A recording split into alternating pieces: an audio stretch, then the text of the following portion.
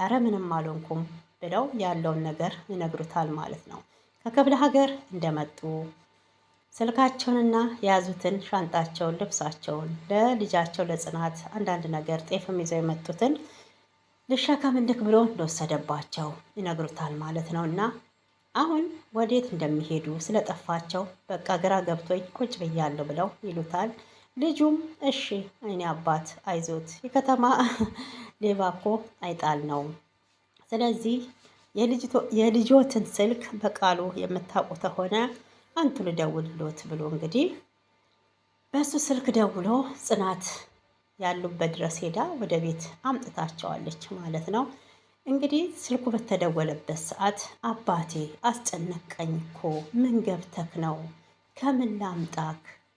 ለምን ሳትደውልልኝ መጣክ? እያለችው ነበረ። እንግዲህ በቃ አሁን የት ነህ? ያለክበት ድረስ መጥቼ ልውሰድክ ብለው ያሉበትን ጠቁመው ሄዳ አምጥታቸዋለች። እንግዲህ ምግብ በስነ ስርዓት በልተው ጽናት በመሃል ብድግ ብላ ነበረ። ወዴት ነው ማዕድ ረግጠሽ ብለዋታል። እሷም በቃኝ ብላ ስትሄድ ቁጭ ብላለች ማለት ነው። መልሰዋታል። እና ምሩም በመሃል ምን ብላለች? የኔ አባት በጣም እኮ የምትነግሩን ተረት ቁም ነገር አንዳንድ ጭውውት ናፍቆኝ ነበረ፣ እስቲ ንገሩኝ ብላለች። እሳቸውም እንግዲህ አንድ በጣም ጥሩ ምክር ያለው ተናግረዋል ማለት ነው። እና ይህንን ባሉበት ሰዓት እንግዲህ ያው በቃ አሁን ማረፍ አለብኝ ብለው ወደ ማረፊያ ክፍላቸው ሊገቡ ሲሉ ኪራ አረ ኑ እኛ አልጋ ላይ ትተኛላችሁ ብሎ ሲል እሳቸውም አይ እንግዲህ እኮ ፍራሽ ላይ ነው የሚተኛው አልጋ ያስለቅቅም ብለዋል ማለት ነው። እና ኪራም እንግዲህ በዛ መሀል መለስ ብሎ ስልኮት የት ሄደ ብሎ ሲጠይቃቸው አይ ልጄ ስልኬንም ጤፍም ይዤ የመጣሁትን ለልጄ ብዬ አንዳንድ ነገር ያከማቸሁትን ልሸከምልክ ብሎ ምድር ይግባ ሰማይ ጠፋብኝ። ድሮም ያልተባረከ ገንዘብ ነበረ፣ ምን አባቱ እኔ ጤና ብለዋል። እሳቸውም ጽናትም ቀበል ብላ ጦሳችን ይዞ ሂድ፣ አይዞክ በቃ እንኳንም አንተ ተረፍክ ብለዋለች፣ አባቷም ማለት ነው። እና እንግዲህ ሄደው የጽናት ፍራሽ ላይ ነው የምተኛው ብለው ተኝተዋል ማለት ነው። ጽናትም እንግዲህ አብራ ተከትላ ነበረ።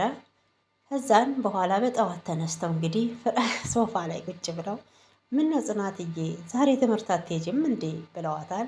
እሷም ትምህርት አይ አንተን ትዬ እኮ አልሄድም ብላ እንግዲህ ትላለች ማለት ችግር የለውም ሂጂ ተትምህርትሽ ከምትቀሪ ምሩ አለች እኮ ለኔ ብለው ሲሏት እንግዲህ ጽናትም ታልክሽ ብለው እያለች ባለበት ሰዓት ኪራ መጥቶ ነበረ።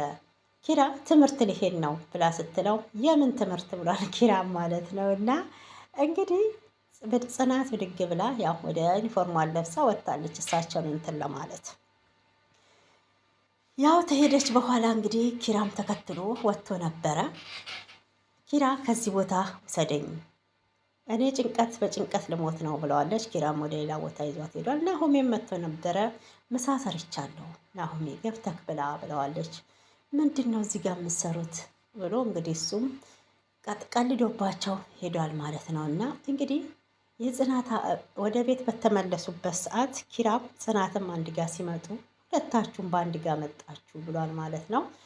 እኔ እኮ አውቄዋለሁ ግን ከሷ ይምጣ ብዬ ነው እንጂ ብለዋል የኪራ የጽናት አባት ማለት ነው። እና እንደውም እኔ አባትሽ ነኝ ምንም ነገር አትደብቂኝ፣ የሆን ነገር ይታየኛል እንደደበቅሽኝ እያሉ ጠይቀዋታል። እሷም አረ እኔ ምንም አልደበቅኩትም አባቴ ብለዋለች ማለት ነው። እና በጣም የተርበተበተች ነበረ፣ በጣም ደንግጣ እንግዲህ ምንም ሳይታሰብ የኪራ አባትም ገብቷል።